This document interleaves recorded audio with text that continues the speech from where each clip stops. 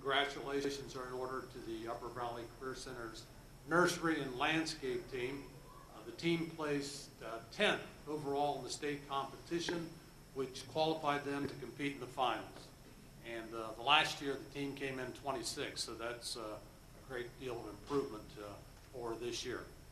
And the culinary Pro Star team competed on Monday in Columbus, and the team placed 5th out of 16, again, which is an accomplishment. And this is the first year for the Pro Star competition from the Career Center. So very proud of those students, and again, a lot of students doing a lot of good things at Upper Valley. Sounds like it. Thank you so very much for the update. I have no request for any hearing of the public items on the agenda this evening. So we'll move, oh, I did skip over the audit committee report because the audit committee did meet. However, we cannot report because the state auditor has not yet approved the audit. So that'll be coming hopefully next month, correct, Mr. Hiddle? Correct. It should be done by then. Okay. We were hoping it would be done by today. It wasn't ready. All right. So let's move on to your report then, please.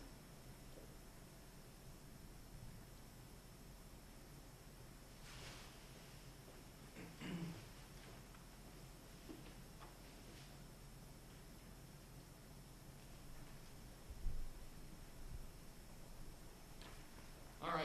So tonight, first thing we're going to talk about is I'm going to go over some of the mid-year finances. We're halfway through, and thought it'd be a good time to go through and just sort of point out where we're at. Revenue-wise, as you can see from the report that I have up here, we have received, in many cases, right exactly where we thought, in the 50% range halfway through the year. The biggest thing to point out from this is looking at the expenditures. That's where I try to focus on, because the revenues are pretty explanatory. We know what's coming for the most part. But when you look at the expenditures, we're at 49% halfway through the year, and that's a good sign to say that for salaries, that's a good sign to say that the calculations that we've done with negotiations and the 2.5% increase, that we're basically spot on with where we should be for this time of year. When you go down through there, all of our expense items are below 50% halfway through the year, except supplies, which are at 64%, and that's to be expected because, as Rick and I will tell you, that we like to see supplies and materials that are supposed to be in the classroom purchased well in advance of the end of the year. So that's why you see that as a higher figure than the other figures. So looking at that slide, we are doing well, and we are on budget to complete the 8th year in the black, barring any unseen circumstance. The next chart I wanted to pull up today is just the monthly total expenditures report, and wanted to point out that although in FY15 you see that we're ending the fiscal year a little higher in the months of November, December, and October, a lot of that's due to the fact that we've switched to 24 pays and the salary increase. So that's the reason why those are higher. But what we'll start to see is some of the spikes where you see in January and June, those were the 3-pay months, and so you're going to see less of that. Those spikes will come down, and we haven't achieved those 2 months to sort of show you where the expenses will be less than what they were. So just something to keep in mind, but at this point I feel comfortable that we're on the right path. The next chart that I wanted to look at was our month-end ending cash balance. And that chart just shows you what I've been saying is that we are going to be in the black, and we are currently operating within our means. The next thing I wanted to talk about tonight is the more interesting kind of conversations, and that gets to the GASB 68 statement. And one of the things that's changed with our CAPR and our financials that we have to start reporting is the amount of unfunded liabilities that the state of Ohio has for our retirement programs, STRS, SERS, PERS, all of those entities are affected. The school district has paid their fair share into it, what they were legally required to pay. However, STRS does not have enough money to fund all of their pension obligations. And so now, as part of our the generally accepted accounting principles, and we have to carry this liability, our portion of the state's liability on our books. And so doing the calculations that we received, this calculator came out on Friday, so I crunched the numbers, and we almost have a $29 million liability to the state, the STRS system, if we were to have to pay them if they, for some reason, became insolvent. So it's something that we have to have on our books. It's not something that we're expected to pay. It's just that they're trying to spread out the percentage to each district that to make the STRS whole, that's the amount of money they would have to collect from Piqua City Schools to be able to make STRS whole. So I just wanted you to be aware of that. If it was going to negatively affect our bond rating for a downgrade, that would have already occurred. Talking to our bond experts and looking at the new bond refinance issue that we're going to vote on this evening, we're actually going to try to get an upgrade in our bond rating due to some factors that we believe have changed in our favor. So this shouldn't affect us, it shouldn't impact us, but it's just something to keep on the radar that we're now being required to carry pension liability that truly should not be the district's pension liability, but we're being forced to do so. Just a comment with that. STRS is currently solvent. I want to make sure we're clear on that. Yes. It's in order to make the wall, they have to have 20 years built up so that they are good for 20 years. I believe the last report I read, at one point it had dipped down to about 13 years. I believe they're back up to 17.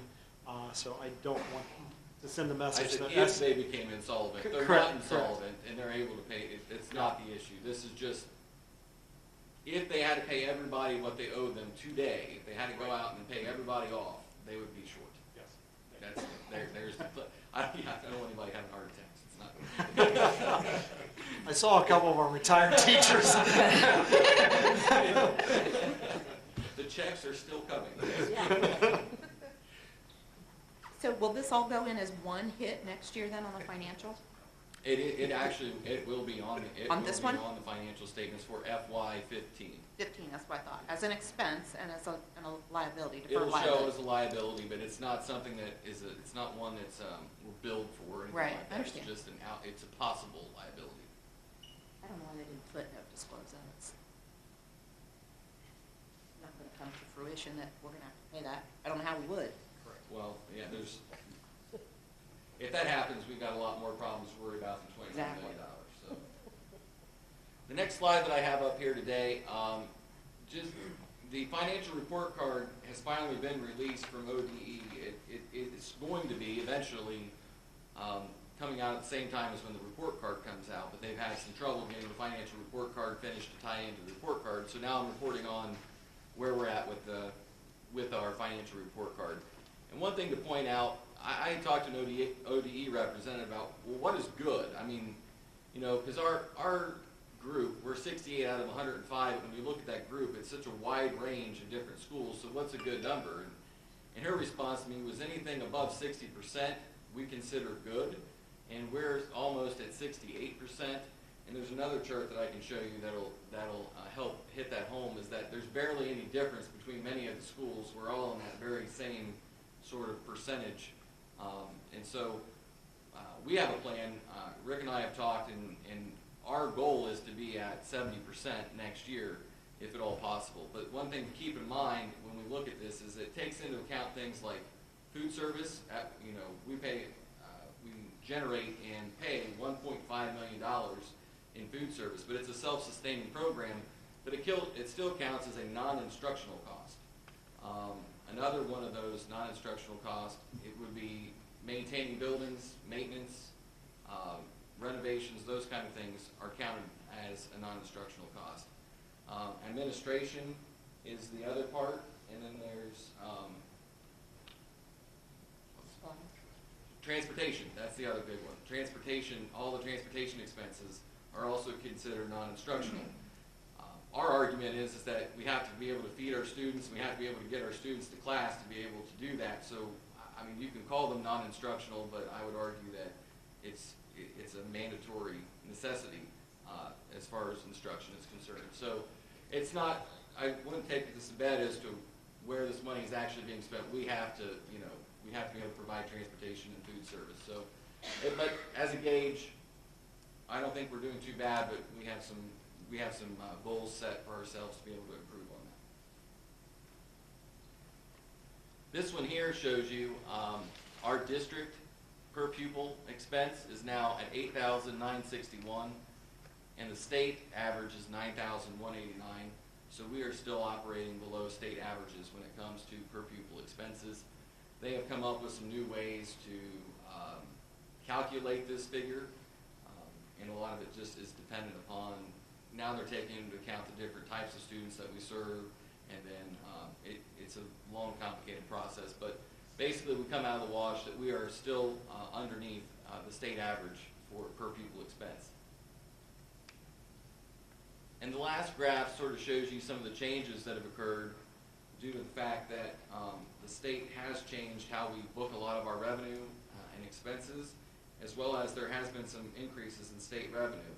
And so the district's local percentage is now less than what the state contributes by just a couple percent.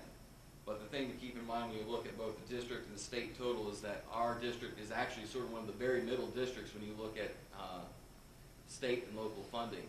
We actually match up, you know, 44.6% state funding is our district, and 45% is the normal average for the state. So we're receiving about on average what we should be.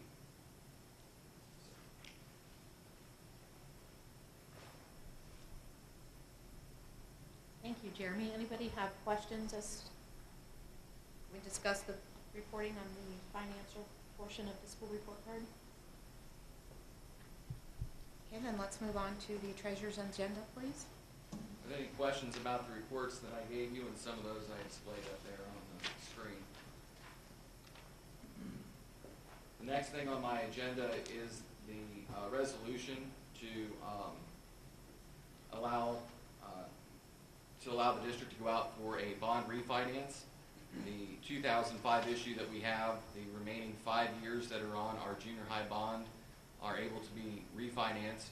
It's an issue just shy of $5 million, $4,935,000. We're able to lower our interest rate on that, and the term of the loan actually, or the bonds, would actually be shortened from 5 years to 4 years. So December of 2020 is where we're currently projected to be able to pay off the junior high building. By doing this bond refinance, we're actually able to cut that down to paying the final bill in December of 2019. So it's over 7% savings. It's over $400,000 in savings to the taxpayer, and it's my recommendation that we go ahead and go forward with the bond refinance. Are there any questions about that?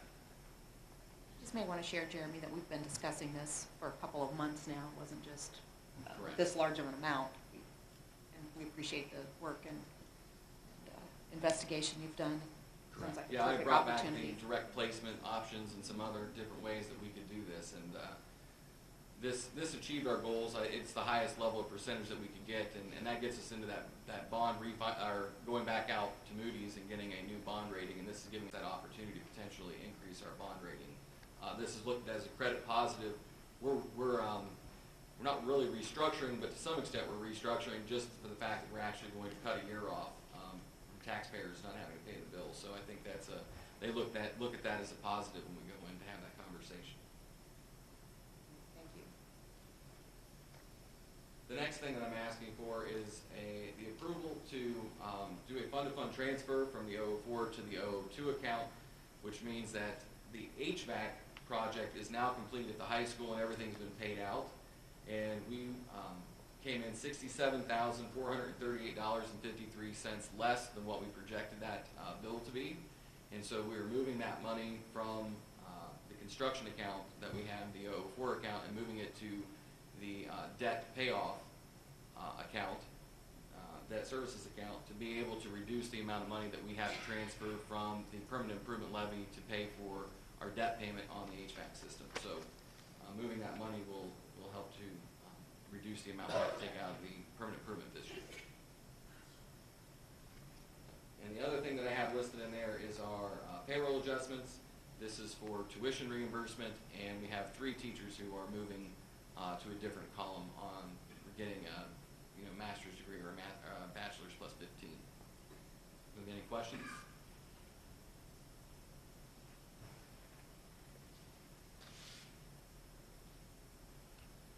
And may I have a motion to accept the treasurer's agenda, please? So move. Second. It's been moved and seconded. Please call the roll. Mr. Gregerson. Aye. Mr. Luby. Aye. Mr. Patrizio. Aye.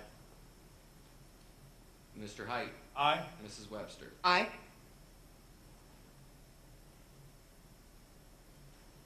Moving on to the superintendent's report, Mr. Haynes. Item number 1, just a huge thank you to our community, all the members of the High Street primary staff, which is now the Washington primary staff, and the Spring Creek primary staff members.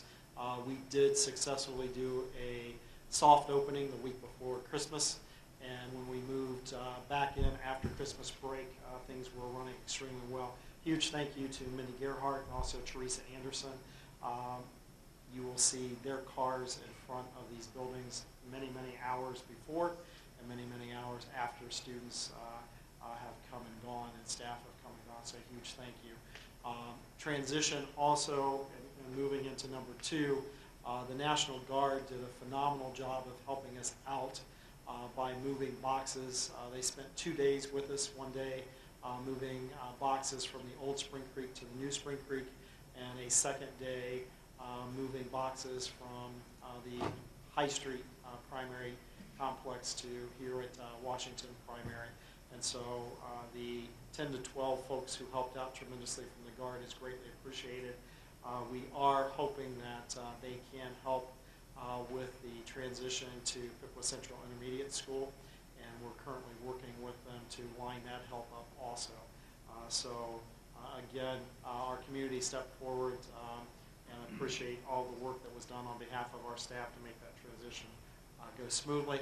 The thing I can share is the smiles on students and staff's faces are still beaming, and the greatest thing is we've been in these buildings just for a few weeks, but what makes a building is a wonderful staff and great kids, and also their products and their artifacts up on the walls. And if you go through the academic wing in particular, you'll see all kind of things that are posted on the walls now. And I think talking with Minnie Gerhardt this morning, walking through the building, we have tack strips instead of bulletin boards, and I think we are looking at the need for additional tack strips because of the work going on. So we'll continue working on that. But a huge thank you to all the efforts that went into that. Item number 3, building project update. Kurt South, in his role as business coordinator, is at a training all this week in the evening.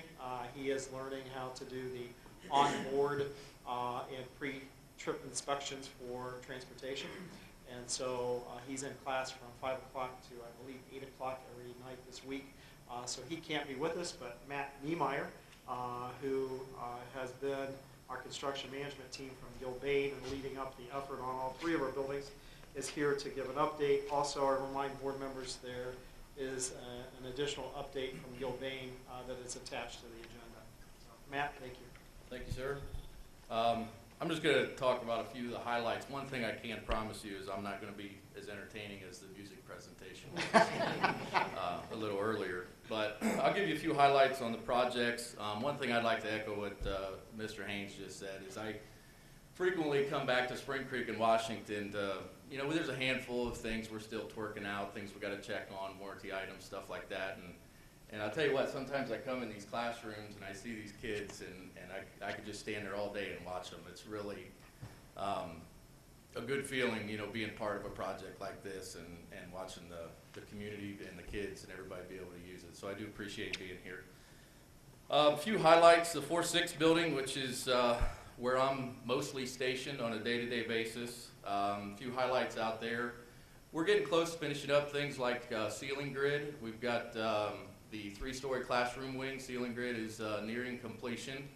We're moving through the admin area and also into the student dining and stage area. So within the next 3 weeks, we'll have ceiling grid pretty well wrapped up. Flooring material is being delivered tomorrow, which is another exciting stage to get started. So we'll be starting on that first of next week. And another very big hurdle on every project is actually firing up those big HVAC systems. And we've been going through that process the last 2 weeks, testing, taking care of a couple leaks, balancing, getting the chemicals and everything added. And we plan to flip the switch on Monday. So real excited about that. And another thing you're going to see out of the 4-6 building over the next, well, as soon as the weather breaks, but you're going to see a whole lot of site work happen in a short period of time. So real close to March 1st, we're going to be hitting the site work hard and making that place look like something on the outside. So it's another exciting activity for us. Over at Spring Creek, you probably know we're working on the hazardous materials abatement right now. That work is actually scheduled to be finished next week, Wednesday.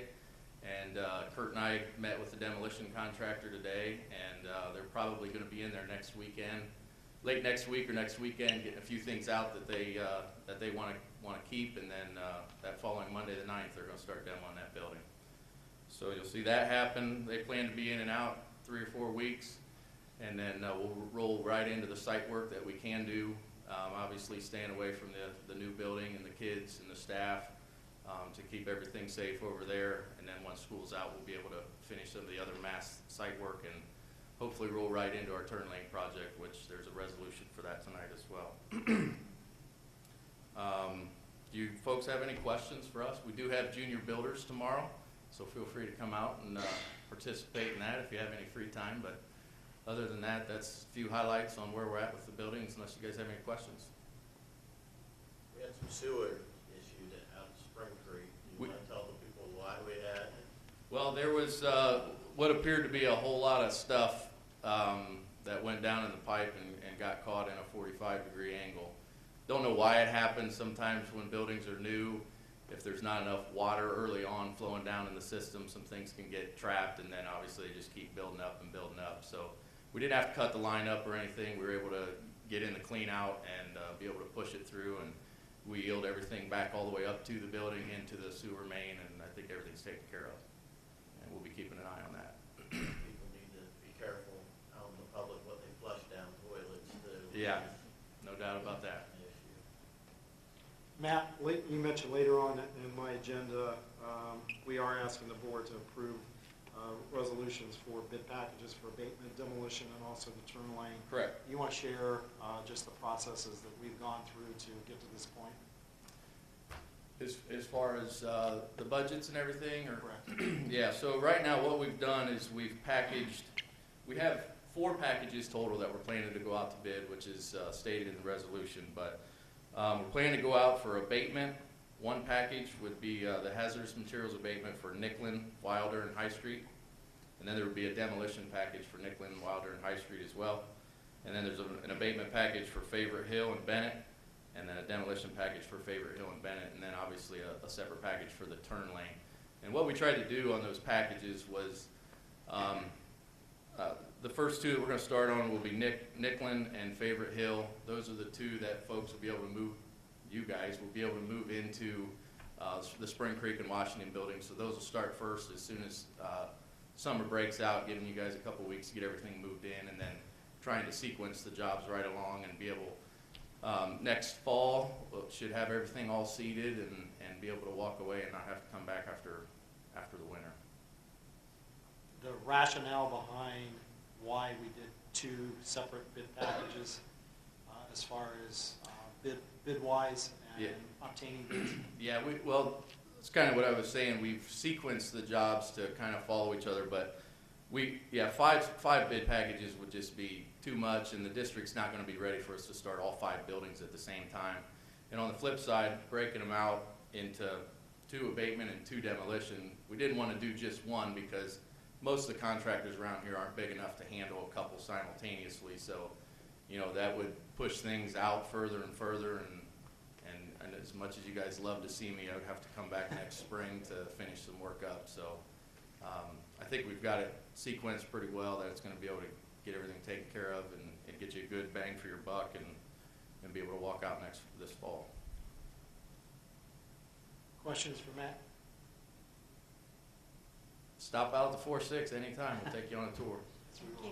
Thank you. Thank you. Item number 4 is just an update on the extended day reading program. Just a reminder that for third graders, we did an extended day reading program earlier in the fall, and that second stage of that extended day actually is starting, and principals help me, I believe it's starting Tuesday of this past Tuesday. So I wanted just to let the board and the public know that we are continuing our efforts with reading, especially at the primary level, and we are continuing to offer that extended day program. Questions on extended day? Item number 5, online testing update. Mr. Larson, you want to share a little bit about our quest? Sure, sure. I guess is what I'll call it. That's a fun way to talk about it. We're working diligently on preparing our buildings, our staff, and ultimately our students to take the online assessments. Just a reminder, and I put this in my update the last couple months, who is testing. Reminder that all of our students in grades 3 through 8 will be taking the PARCC tests in reading and math, with the exception of our third graders who will take the OAAs again this spring. Then our high school students will be taking end of course exams. Our freshman class, when we talked about the graduation requirements and how that's tied to the end of course exams through either PARCC or AIR, which is the testing company that is providing the assessments for the social studies and science assessments. So we are, it has been quite a undertaking to make this transition. We have a great team working on it. Dave Shellhouse and Dwayne Thompson, Eric Heidenreich and the technology team, Kim Piper, our principals are doing a great job. We are at a stage right now where we are training our staff on how to use the new testing system. We are in the buildings right now, and for the next week and a half or so, we'll probably be in the buildings every day testing the site and giving the kids an opportunity to practice taking the online test, practice logging in, and utilizing the system. So I apologize, I forgot to mention Jean Hill as a very valuable member of our assessment team, our EMIS coordinator. We certainly wouldn't be able to do the work that we've done without her. And again, thank you to everybody who participates. We had an opportunity to participate in a meeting with some regional schools, similar districts, Northmont, Kettering, and Bellbrook was represented, Centerville, to go through our assessment, and not to belabor the discussion of the assessment changes, but we had an opportunity to meet with them, and we felt very confident that we were really ahead of everybody at this stage of the game, and again, that's a testament to the people who put in countless hours working on that. So thank you to everybody, and again, Jean Hill should be mentioned there. For the personnel agenda, recommend board approval of FMLA leave for Leah Baumauer from her position as first grade teacher at Spring Creek Primary School from on or about March 10th, 2015 through on or about June 10th, 2015. Recommend board approval of the retirement resignation of Deborah Boland effective May 29th, 2015. Recommend board approval of the retirement resignation of Judith Dries effective at the end of the 2014-2015 school year. Recommend board approval of the retirement resignation of Curtis Montgomery effective June 30th, 2015. Recommend board approval of the retirement resignation of Linda Reason effective at the end of the 2014-2015 school year. Recommend board approval of the retirement resignation of Christine Smith Stewart effective May 31st, 2015. Recommend board approval of the retirement resignation of Susan Subler effective at the end of the 2014-2015 school year. That is the end of our retirements, and we want to make sure we take a moment to thank all of those folks who are retiring from Pickle City Schools for their countless years of service and dedication to the students of Pickle City Schools. Recommend board approval of Tabitha Kohler as a non-certificated instructional aide effective January 20th, 2015. Recommend board approval of Jennifer Browning as a certificated instructional aide effective January 20th, 2015. Recommend board approval of Georgia Wilson as a home instructor effective for the 2014-2015 school year. Recommend board approval to amend Karen Coverstone's supplemental contract as art coordinator and reduce the position to a 2/3 supplemental contract. Recommend board approval of Elise Kaiser as substitute bus driver for the 2014-2015 school year. Recommend board approval of Ryan Karn, Trenton Karn, Amber Selhorst, Don P. Smith, and Brian Walling as game workers for the 2014-2015 school year. Recommend board approval of the attached list of supplemental contracts for the 2014-2015 school year. Recommend board approval of the attached list of substitute teachers for the 2014-2015 school year, and recommend board approval of the attached list of volunteers for the 2014-2015 school year. And thank you to all of those folks who volunteer their times for Pickle City School. That is the end of the personnel agenda. Questions?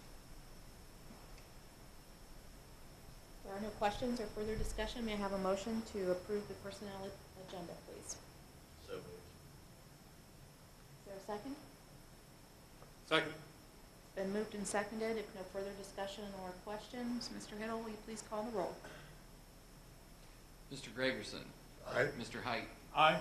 Mr. Patrizio. Aye. Mr. Luby. Aye. Mrs. Webster. Aye. Is there any old business to come before the board this evening? I have none listed on the agenda. Fellow board members? Any new business? If not, that moves us down to requests to address the board. And I do have a request this evening from both Kenny Lyons and Caleb McConnell. Gentlemen, if you'll please step forward and state your names and your address, please.